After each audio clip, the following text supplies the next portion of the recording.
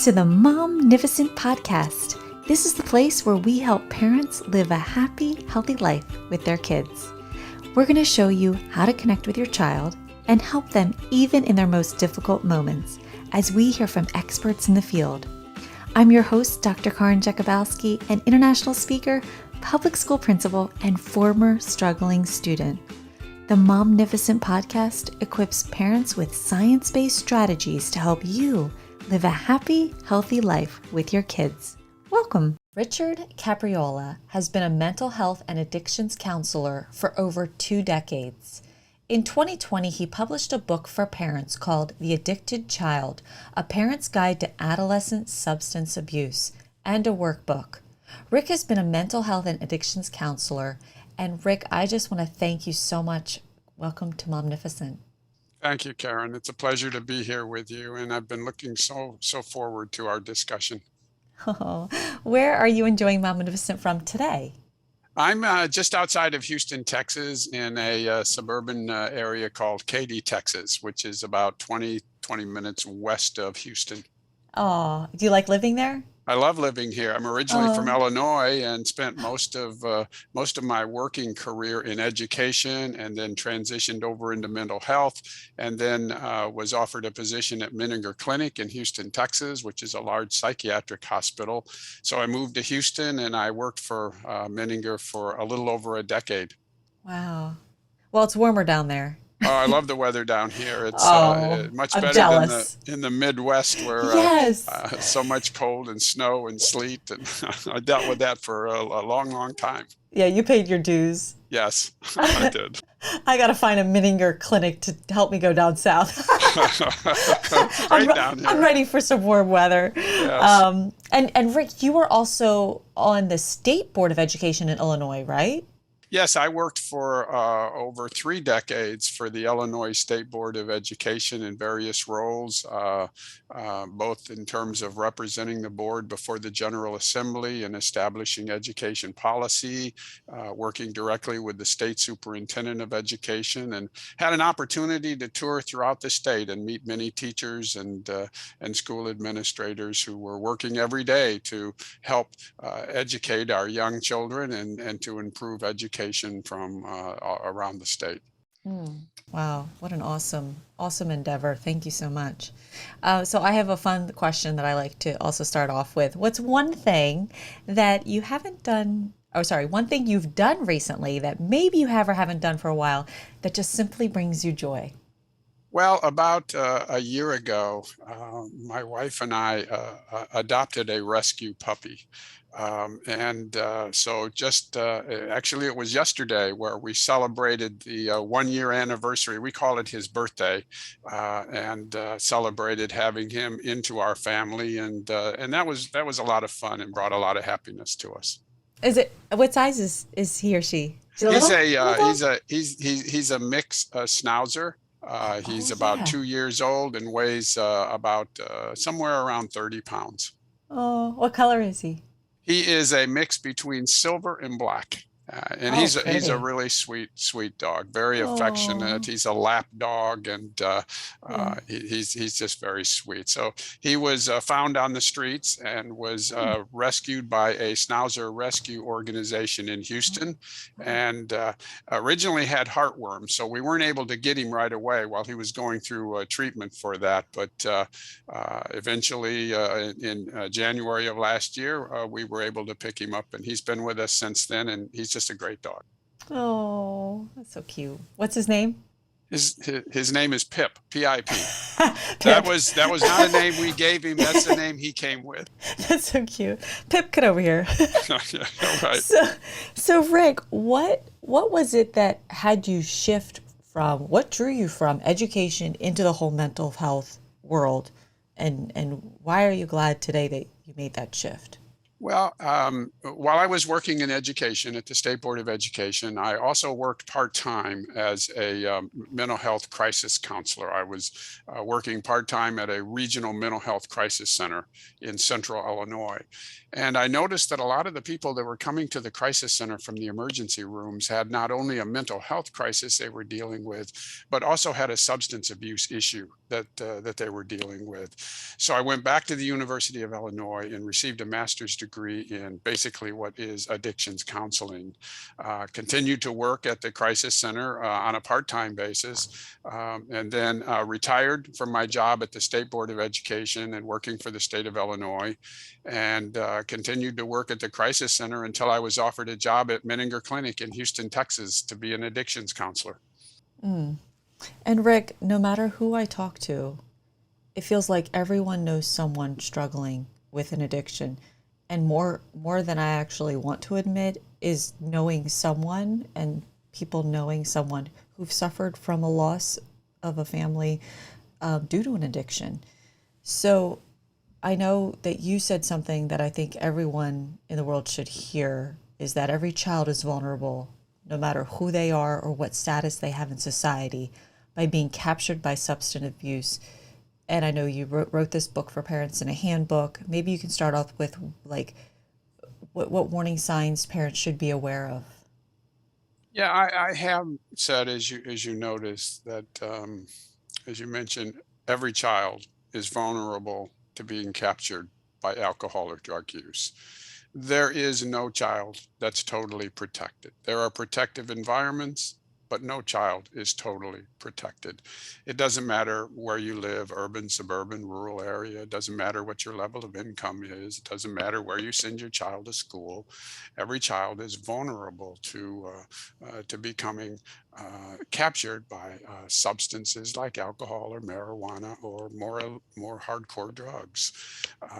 And I mean that not to cause parents to become paranoid about this issue, but rather to help them become better prepared, more informed, and more confident that that this issue is something that, if unfortunately they have to deal with, they feel better prepared to be able to deal with it.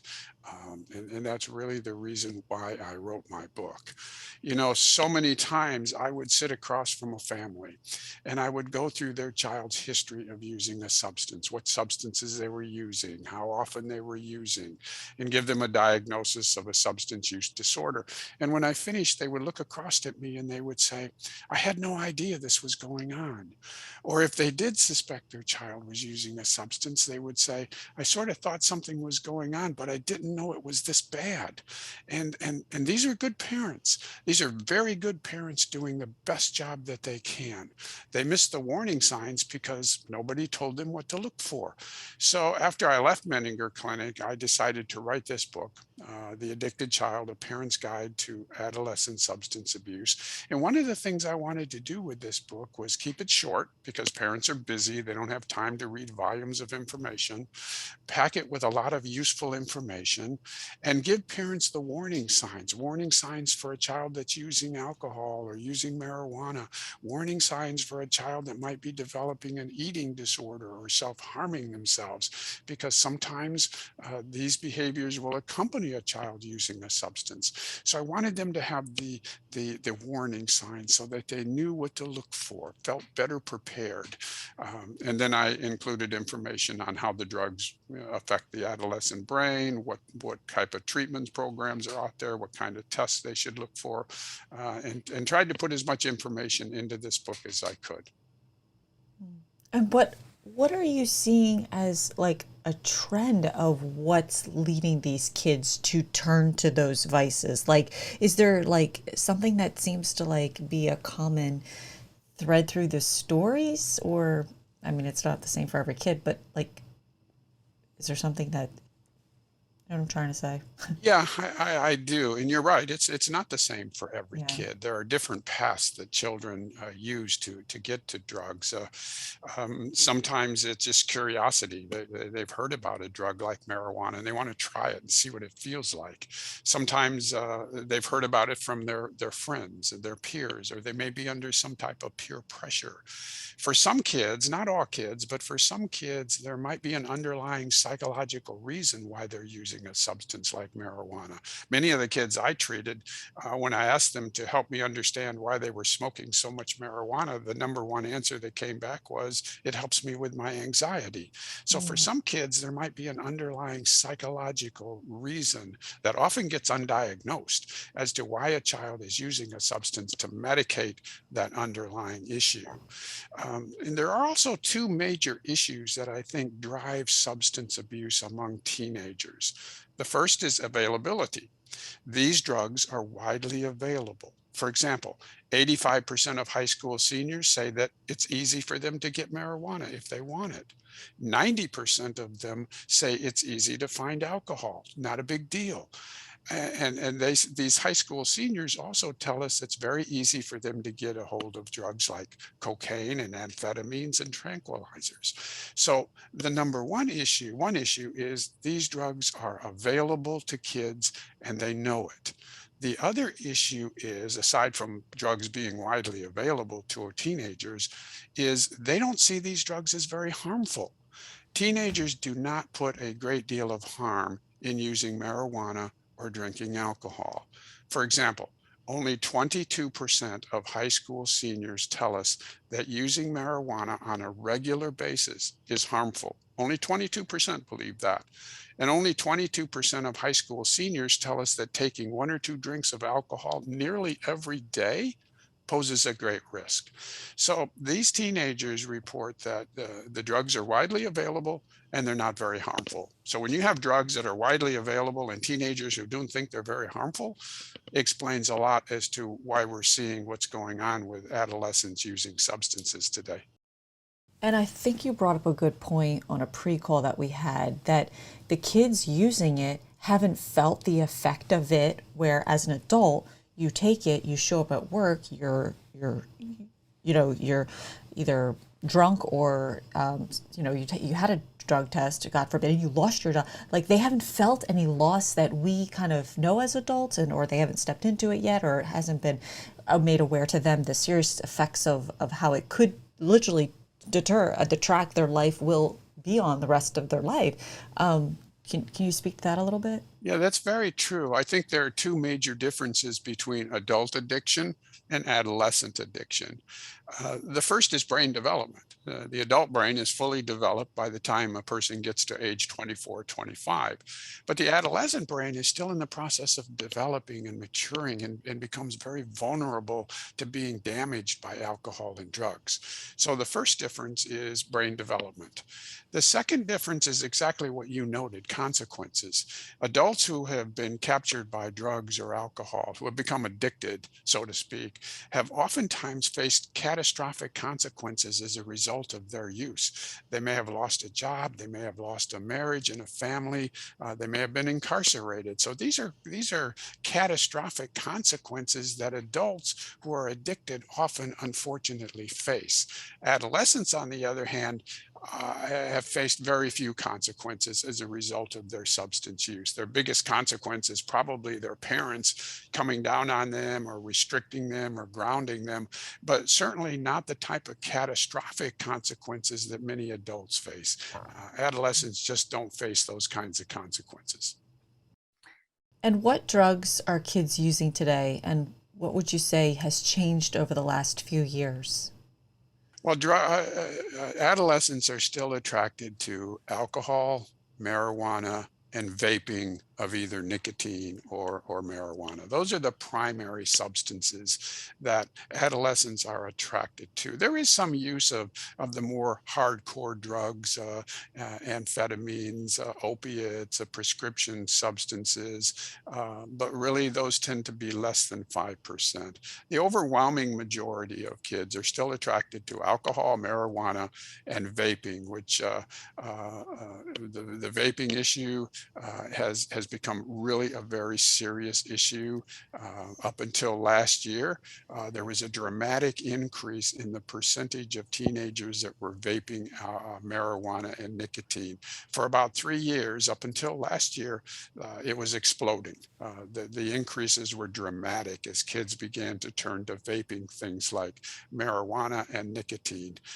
It stabilized after about 3 years, and Interesting. actually has I started wonder to why. decline. Yeah, I wonder why. Is it because they're doing something else now? Well, I Or think the pandemic has had a tremendous impact on teen substance use. The research that came out this month, which looked at last year, 2021, showed a significant decline in adolescents using substances. For the first time in 30 years, there was a significant decline in adolescent substance abuse. For example, the percentage of high school seniors that were drinking alcohol went from 55% down to 44%. Among 10th graders, alcohol use dropped from 41% down to 29%. Even marijuana showed some significant declines, and vaping showed significant declines during 2021. Now, whether those declines due to the pandemic will continue during 2022, we just don't know. We'll have data on that in about a year from now. The big question is, are the declines that we saw in 2021 due to the pandemic, are they sustainable? Or will we begin to see an uptick, an increase in substance use during 2022? because I was going to ask you, how has the pandemic impacted the use? It had a significant increase because Well, do you think it's because we were so shut down that they couldn't even access it, or I think, yeah, I think that the that's numbers of people that they interviewed went down? Because I don't know where they got these interviews from, but if they took a poll at school, like our problem with secondary schools, kids weren't showing up. Still haven't come back. We're still trying to find them. So I don't know. It really fascinates me, intrigues me, like what they think the variables were to that decline in number. Well, it's a rather large study involving thousands of adolescents in high school. It's done by the University of Michigan every year. They've been doing it for 20 or 30 years. So they have a great database of trends that are going on. As to what caused the decline, clearly it was the pandemic and the effect of the pandemic, where kids were pulled away from their social environment, pulled away from their classrooms, pulled away from their activities and social interactions, and were pretty much, for a large part of last year, isolated at home with very little social contact other than perhaps social media contact. And I think that was a big part of it. And I think also what affected it was, children seeing the effect of the pandemic on their families, certain anxiety and fears associated with it. But I think bottom line is kids just didn't have access to the drugs that they had before the pandemic. Now they're starting to transition back into school because schools are opened up. Kids are back into classrooms. Kids are back into social activities.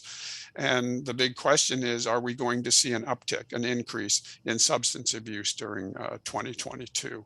Or are we going to be able to sustain the decline that we saw in 2021? And so would you say that like the solution for this is awareness? If we can help kids, maybe we need to make kids more aware of the effects of it. Do you think that has a piece to do with solving this problem? Or I think the key to solving this problem lies within the education community. And by that, I mean that we need to get away from the traditional drugs are not good, drugs are harmful, drugs shouldn't be used, drugs are illegal pitch, because those don't mean anything to kids. They don't. You're absolutely right. And instead, switch it to a neuroscience approach, because the one thing that I did notice that that teenagers paid attention to when I was working with them was they were interested in the neuroscience. They were interested in how their brains work. They were interested in how drugs worked within the brain. That captured their attention, much more so than me telling them, their grades are going to decline, or they're going to drop out of school, or they won't get a job, or they won't get into college. They didn't believe any of that. But they were interested in the neuroscience. So from an education perspective, what I would do is I would start in the elementary grades, and I would start by educating kids, elementary children, on the neuroscience, what their brain is, what their brain does, what different areas of the brains are responsible for. You have an area of the brain that helps you speak. You have an area of the brain that helps you walk. You have an area of the brain that helps you think logically. So that kids in elementary grades get a good understanding of how their brain works and the importance of their brain. Then as they move into middle school and high school, I would start to add in how drugs work in the brain. So in elementary grades, they've got a good understanding of what the brain is and how it works and how important it is. And then in middle school and high school, you begin to introduce what can drugs do to the brain. I think that approach probably has a better chance of keeping kids away from using substances than just telling them it's illegal and bad for them. Do you know of any district or state that actually has that requirement in their curriculum?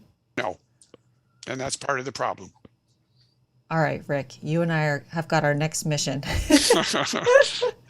think if we could get one Rick, school district, just one school district, to start a pilot project wow, on it, this is I think powerful. after about 10 years, you would see some dramatic changes. I think so. I think so. Okay, well, you and I have to come back to this thought, because this is there. I think there's a lot of what you're saying here as an answer for us, because Rick, right now in our schools that I'm thinking of in the district that I work here in Delaware, I'm sure I might not be thinking of everything, but one of the requirements that all kids take, and I'll use elementary for example, is like teaching kids about their private parts and not letting anybody touch you and being aware of that. Like we finally got that in our district to be consistent across a training in every elementary school. So it makes me think of that. It's got to be a similar thing, that this is as important as that, and it is going to be taught, and here's what's taught, and the resources are given to the teacher, or whether it's, people come in and help them, because I think it's powerful, especially that you were able to see what teenagers responded to when you spoke about something that could help them change their mind about it. Because there is what we think, drug awareness, say no to drugs, ooh ha, roo, you know what I mean? But everyone's wasting their breath, Right. on some activities that we think are bringing awareness or not. And so I really appreciate what you're saying, and the experience, and what you noticed when you did talk to them that could help guide us to bring this awareness to kids and families. I think there's a false assumption that if we have an assembly once a year and we talk about drugs, that's sufficient, and we know that that's not true. The evidence is there, that it's not working. What we need to find is a different approach, like I was recommending, and a school district that's willing to invest the resources almost on a pilot project to see how this works over time, starting with elementary kids and then tracking it throughout the years. It's not a one-time deal. This has to be started in the elementary grades and then reinforced through middle school and high school. But it's an approach that may yield a significant difference in kids moving towards substances. Yeah.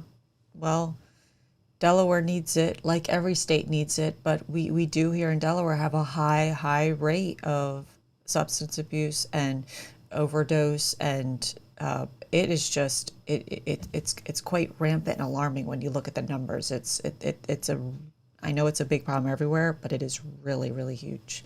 Well, a school So district might want to put a proposal into either the federal Department of Education or the state Department of Education and see if they'd be willing to put some money behind a project to do this. yeah, it's hard to think that they wouldn't. So yeah, I really love your thoughts on that. So if I suspect my child is using or abusing, what's the first thing I should do? What do you say to parents? How do you help us become aware of something?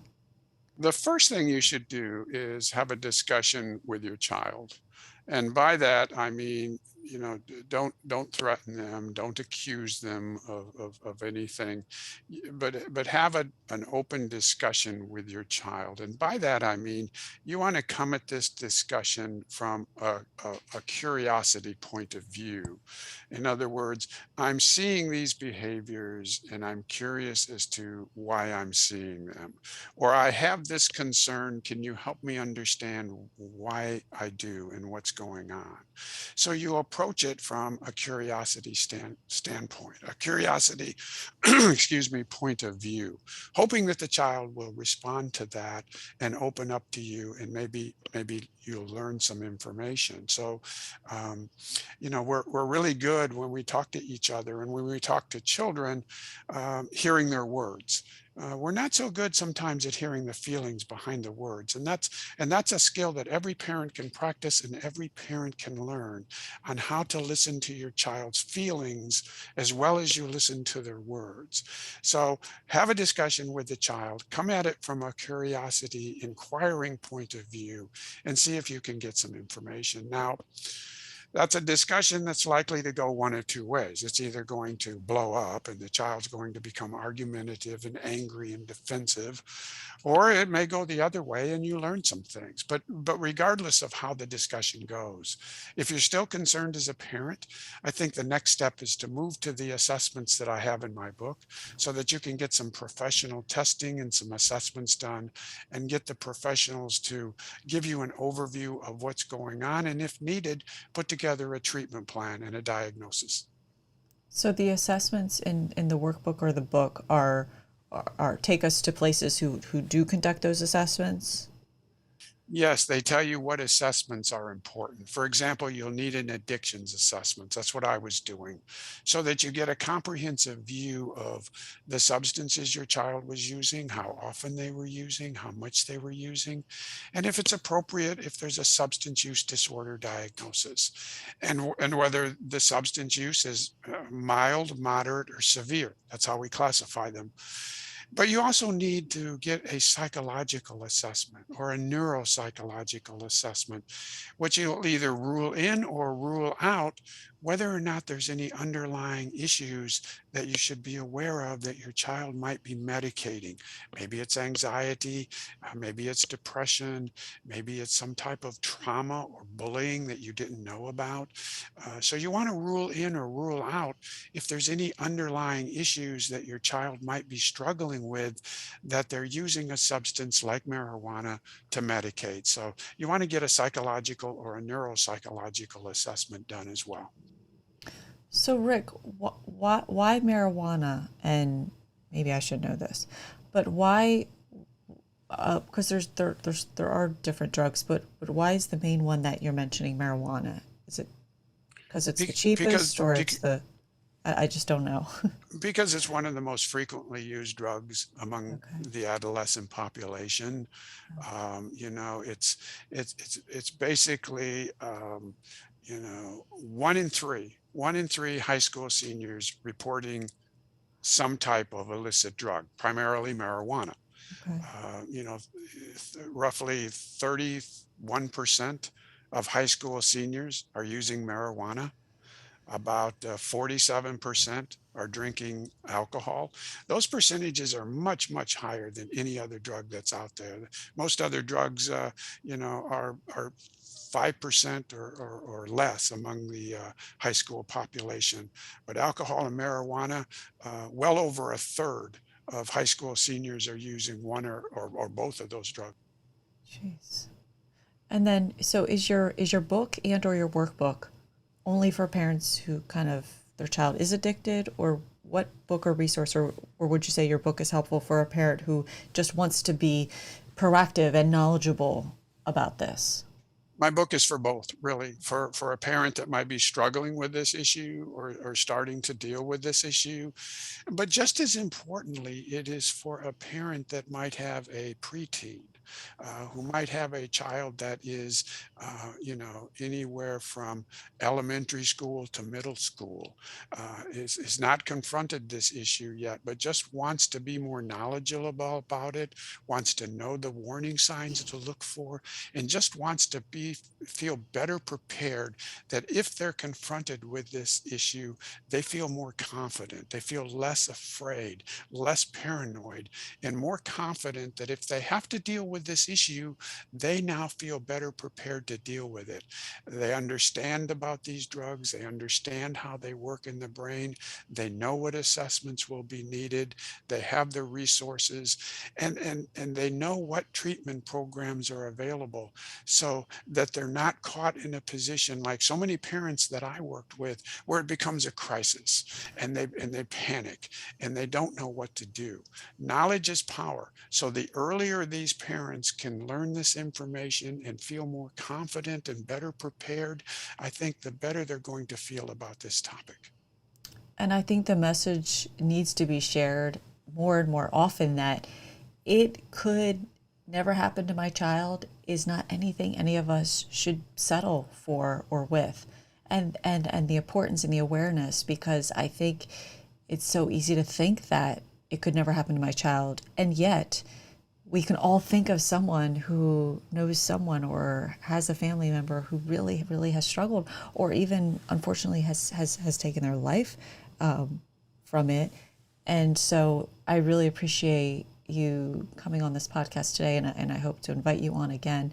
I know you have some things we could talk about with the impacts and the power of social media and its effects on kids, and just some continued conversations around the mental health of kids. And I know you and I are in the beta stages of putting together a summit where we can bring some people across the country to really help our parents with mental health resources and raising awareness to a bunch of different topics that are really pressing right now. So where can someone find and follow you, Rick? I think the easiest way is to go to the book's website, which is www.helptheaddictedchild.com. Once you go to that website, you will find resources. I just posted a couple of blog articles on mental health and substance abuse.